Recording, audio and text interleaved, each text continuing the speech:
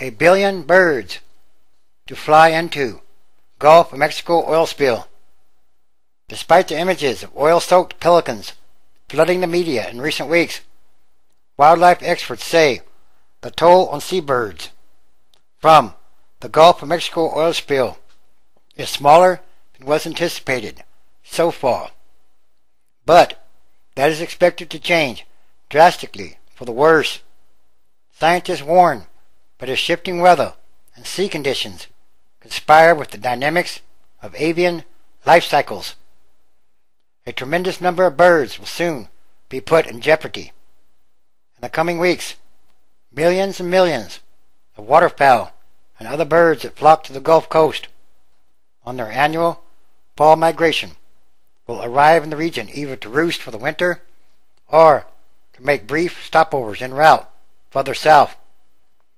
With toxic crude oil still gushing from the floor of the Gulf of Mexico and streaks of the oil spill creeping inexorably further inland, many more birds and other wildlife that nest, feed, and find shelter on shore are likely to become casualties. Yes, it's about to get much worse. To this point, we haven't seen a lot of oiled wildlife based on the size of the spill, said a U.S. Fish and Wildlife Service biologist. But there's still a lot of oil out there. There's still a lot of wildlife in the area. Birds migrating from the Gulf largely dodged a bullet in the spring when newly escaped oil from the ruptured BP wellhead took longer than expected to wash ashore.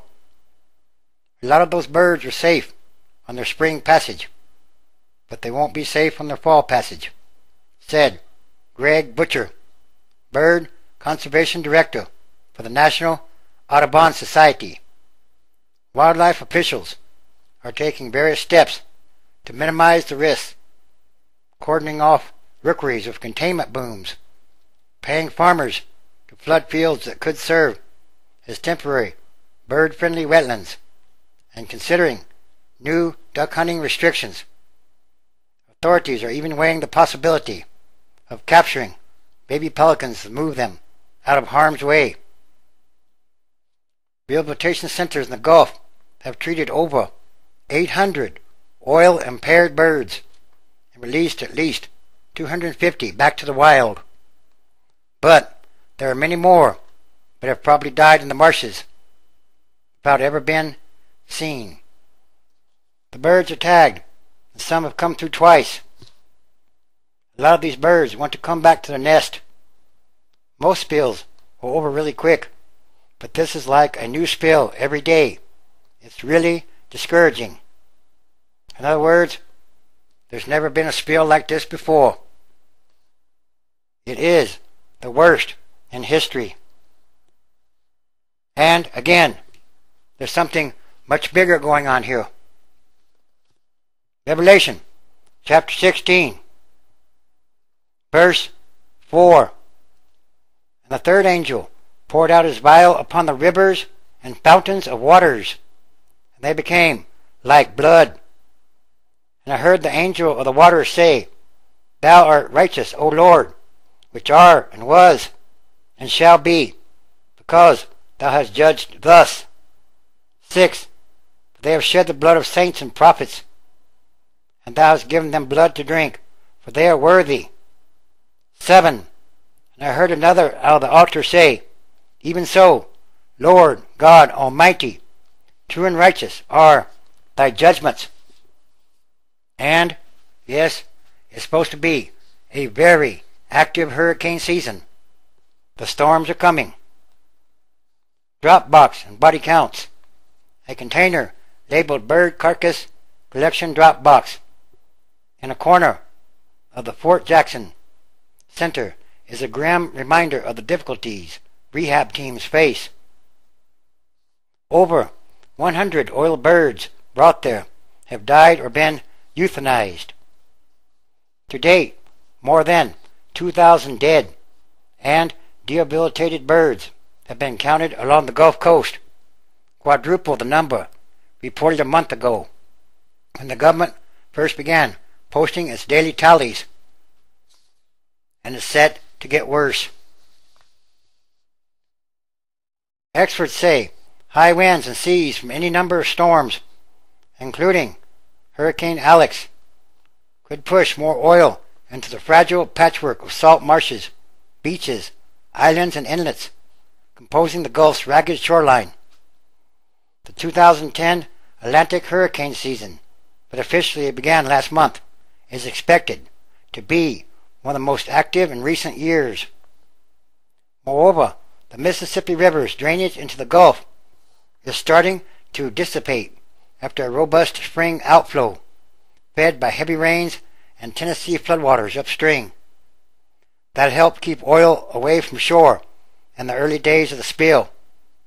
But as the river levels fall, the Gulf's waters will be drawn back up toward the south of the Mississippi and farther into the delta, along with more of the oil on the surface.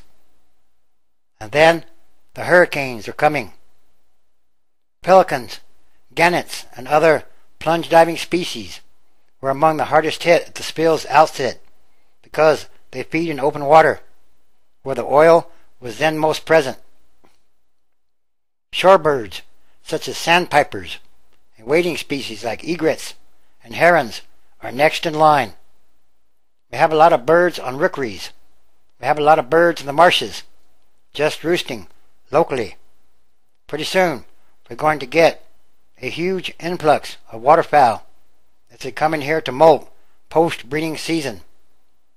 After mating and nesting in freshwater inland areas, many ducks and geese venture to the coast to molt, losing their worn summer feathers, then growing winter plumage, before continuing their fall migration. In between, they are flightless. Think about it. A whole bunch of ducks that can't fly on the water. Billion birds pass through. The Gulf Coast straddles the Mississippi Flyway, one of the world's major bird migration corridors, and one that brings some 1 billion birds from more than 300 species through the region each year. Tens of millions of sandpipers and plovers from Alaska and Canada will be arriving within days on their way to Latin America. Most roost in the uplands away from shore, but venture down to the beaches, mudflats, and sandbars to feed at low tide. Herons and egrets that have stayed fairly stationary while nesting are now on the move with their young, potentially becoming more exposed to oil in the marshes. And yes, there's something much bigger going on here. It's time. God forbid if we have another Katrina. We'll be picking oil off Bourbon Street. And that too is a possibility. And all these are more signs of the end times, transition days. Revelation chapter 14, verse 14.